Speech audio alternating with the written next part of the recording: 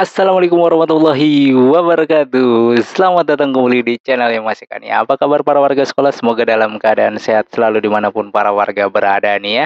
Di video kali ini Mas Eka masih akan berbagi informasinya seputaran tentang KJP plus tahun 2023 nih, yang insya Allah nanti akan masuk ke tahap kedua ya.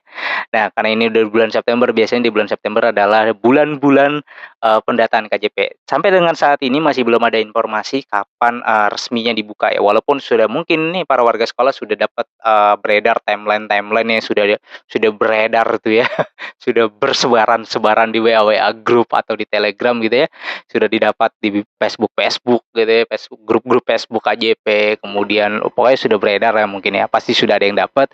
Nah, sampai dengan saat ini ya, video ini dia-upload, belum ada secara resmi atau belum ada sosialisasi, nggak tahu ya kalau untuk di Sudin-Sudin yang lain. Kalau untuk di wilayahnya Mas Eka, itu Mas Eka belum dapat undangan ya, mungkin dalam waktu dekat inilah. Kalau misalkan di timeline-nya sih ya di minggu kedua ya, di minggu kedua bulan September, karena ini kan baru masuk minggu-minggu pertama September ya, mungkin nanti sosialisasinya baru akan, dimulai di minggu kedua September gitu ya. Nah, eee KJP ini ya, di video kali ini kita akan membahasnya untuk persyaratannya. Jadi, bantuan sosial biaya pendidikan. Nah, ini Mas Eka harus membiasakan ngomong bantuan sosial biaya pendidikan ya. Agak agak ini sih, agak kurang familiar ngomongnya gitu ya, karena biasanya nyebut KJP langsung gitu ya. Nah, kalau kali ini kita akan, coba Mas Eka, edukasi bahwa bantuan sosial biaya pendidikan sesuai dengan Peraturan Gubernur Nomor 110 Tahun 2021 gitu ya, 110 tahun 2021 seperti itu ya. Nah, eee, dari bantuan sosial biaya pendidikan ini nanti akan disalurkan melalui KJP dan BPMS. Nah, syaratnya apa aja untuk mendapatkan bantuan sosial biaya pendidikan, yang disalurkan melalui KJP dan BPMS? Di video kali ini Mas Eka akan berbagi informasinya, tapi sebelum itu untuk para warga sekolah yang mungkin baru menemukan channel-nya Mas Eka nih, silakan subscribe dulu channel ini untuk mendukung channel-nya Mas Eka agar bisa berkembang lagi dan bisa memberikan informasi-informasi terupdate kepada para warga sekolah pastinya. Oke, langsung aja kita bahas yuk. Persyaratannya apa aja tuh Mas Eka? Ya sesuai dengan Peraturan Gubernur Nomor 110 Tahun 2021 yang membahas tentang bantuan sosial biaya pendidikan, kriteria sebagai penerima bantuan sosial biaya pendidikan tersebut yang akan disalurkan melalui Kartu Jakarta Pintar ya dan BPMS ya. Nah, untuk di Pergub tersebut ya kriterianya itu ada dua, kriteria secara umum dan kriteria secara khusus. Apa itu Mas Eka, persyaratan penerima kriteria secara umum? Ya persyaratan yang secara umum adalah ada 4 ya, ada 4 nih para warga sekolah. Yang pertama, itu peserta didik dengan usia 6 sampai dengan 21 tahun, ya. Nih, Mas Eka ulangi, persyaratan yang pertama adalah peserta didik dengan usia 6 sampai dengan 21 tahun. Kemudian persyaratan yang kedua itu terdaftar sebagai peserta didik di satuan pendidikan negeri atau swasta di DKI Jakarta. Jadi kalau misalkan usia kalian 6 sampai dengan 21 tahun dan masih bersekolah ya, dan masih aktif tercatat di satuan pendidikan DKI Jakarta baik negeri maupun swasta, itu kalian sudah masuk secara kriteria umum. Itu 2 poin. Kemudian poin yang ketiga adalah memiliki NIK, NIK ya, sebagai penduduk DKI Jakarta ya, dan berdomisili di DKI Jakarta dengan menunjukkan, dokumen kependudukannya pastinya ya. Ya misalkan kayak kartu keluarganya. Kalau misalkan punya NIK-nya NIK DKI Jakarta tapi tidak tinggal di Jakarta bagaimana Mas Eka? Kayaknya nggak bisa dapat deh. Kalau Mas Eka baca di Pergubnya seperti itu gitu ya. Jadi kalau kalian berusia 6 sampai dengan 21 tahun bersekolah di DKI Jakarta dan memiliki NIK DKI Jakarta dan tinggal di DKI Jakarta, itu kalian sudah memenuhi 3 kriteria secara umum. Kemudian kriteria yang keempat adalah memenuhi kriteria khusus sebagai penerima bantuan sosial. Ini yang menjadikan beda, dengan kriteria yang ada di web KJP-nya gitu, karena Mas Eka, baca ternyata yang di Pergub nomor 110 tahun 2021 ini ada 4 gitu ya. Dari persyaratan secara umum, kemudian nanti yang keempatnya itu memenuhi kriteria secara khusus. Nah, kriteria kriteria secara khususnya itu apa Mas Eka? Nih Mas Eka kasih tahu. Kriteria secara khususnya ya, itu ada 6 ya. Jadi Mas Eka review sebentar ya. Umumnya kalian harus memenuhi 4 kriteria, ya secara umum dulu nih. Kalau misalkan kalian sudah berusia 6 sampai dengan 21 tahun, bersekolah di DKI Jakarta, baik negeri maupun, swasta ya, tercatat aktif sebagai siswa tersebut, kemudian memiliki NIK, NIK ya, dan, berdomisili di DKI Jakarta, serta memenuhi kriteria secara khusus penerima bantuan sosial, maka kalian bisa secara umum sudah lewat nih gitu kan, sudah berhak untuk menerima bantuan ini gitu kan. Tinggal nanti dilihat secara khususnya gitu kan, dari global 4 ini nanti akan dilihat, secara khususnya. Khususnya apa? Khususnya ada 6.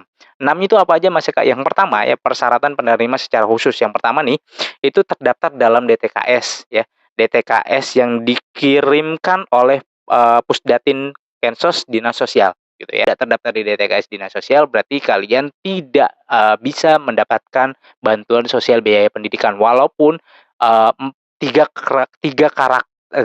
kriteria, yang kalian penuhi, kriteria umum tersebut sudah terpenuhi, tapi kalau kalian tidak terdaftar di DTKS ya, tidak memenuhi persyaratan secara khusus tadi, ya maka kalian tidak akan dapat.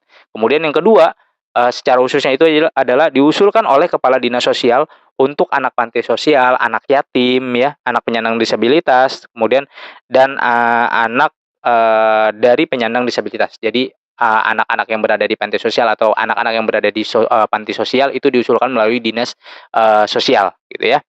Kemudian, diusulkan oleh Kepala Dinas Perhubungan. Nah, ini untuk, teman-teman atau warga sekolah yang mungkin orang tuanya bekerja sebagai, supir atau pengemudi Jaklingko, kemudian, menggunakan atau menjadi pengemudi mikrotrans ya. Nah, itu diusulkan oleh Kepala Dinas Perhubungan. Kemudian yang keempat diusulkan oleh Kepala Dinas Tenaga Kerja bagi para warga sekolah yang memiliki mungkin orang tuanya memiliki kartu pekerja Jakarta.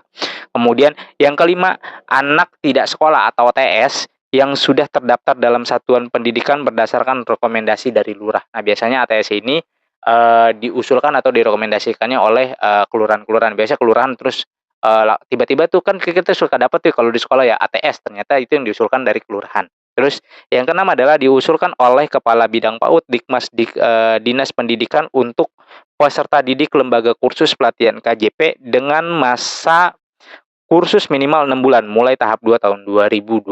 Nah ya, jadi yang paling penting itu semua dari kriteria khusus itu ya, 3 di antaranya itu wajib terdaftar di DTKS. Yang tadi adalah, dari, anak supir Jaklingko itu wajib terdaftar di DTKS, kemudian anak, yang dari tenaga kerja atau kartu pekerja itu wajib terdaftar di DTKS, kemudian yang ketiga itu ATS itu wajib juga terdaftar di DTKS. Jadi intinya adalah kuncinya ada di DTKS. Nah, bagaimana caranya daftar di DTKS, Mas Eka? Gitu, daftar di DTKS ya, untuk per tahun 2023 ini setahu Mas Eka tidak dibuka gitu, karena, kalau yang heboh kemarin itu DTKS dibuka, DTKS itu bukan untuk umum gitu, itu untuk petugas, dinas, sosial atau, pendamping-pendamping sosial yang berada di kelurahan untuk memverifikasi gitu, itu untuk dibuka itu, bukan untuk umum, bukan untuk warga gitu ya. Sehingga Mas Eka bisa menyimpulkan bahwa di tahun ini kayaknya nggak akan dibuka untuk DTKS-nya, karena yang tahun 2022 aja kayaknya prosesnya belum selesai atau masih akan diverifikasi kembali gitu kan. Karena yang Mas Eka baca, waktu, beredar informasi bahwa DTKS dibuka itu sebenarnya bukan untuk warga, tapi untuk petugas-petugas yang, eee, berada di kelurahan seperti itu ya, di kecamatan untuk memverifikasi,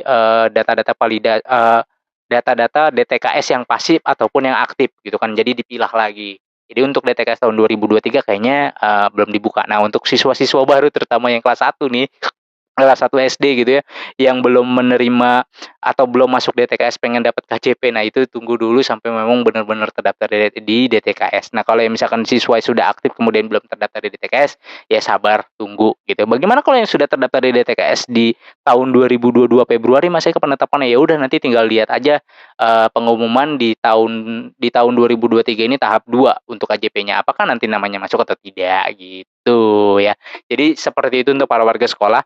Itu 2, kriteria atau 2 persyaratan yang mulai dari kriteria umum dan kriteria khusus. Kriteria umum itu ada 4 kriterianya, kemudian kriteria kriteria khususnya itu ada 6 kriteria khusus gitu ya. Di mana kriteria itu saling berkaitan sehingga para warga sekolah wajib memenuhi itu semua. Kalau misalkan kriteria itu tidak terpenuhi, maka tidak bisa untuk mendapatkan bantuan sosial biaya pendidikan yang dalam hal ini akan disalurkan melalui KJP, seperti itu. itu para warga sekolah ya. Oke, mungkin itu aja informasi yang bisa Mas Eka sampaikan. Mudah-mudahan informasi ini bisa bermanfaat untuk para warga sekolah. Dan silakan bagikan video ini kepada para warga sekolah lainnya agar para warga sekolah lainnya bisa mendapatkan informasi yang sama. Mas Eka undur diri, sampai jumpa di konten berikutnya. Wassalamualaikum warahmatullahi wabarakatuh.